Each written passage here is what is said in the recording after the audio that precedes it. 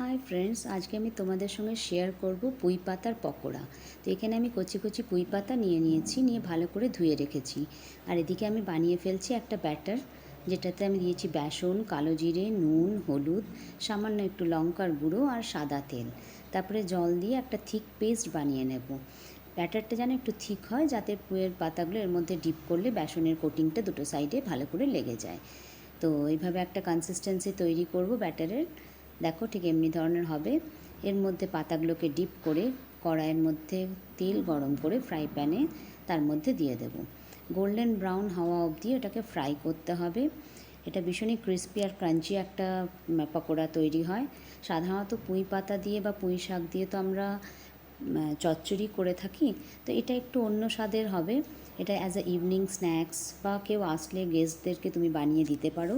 চা বা কফির সঙ্গে ভীষণই ভালো যায়।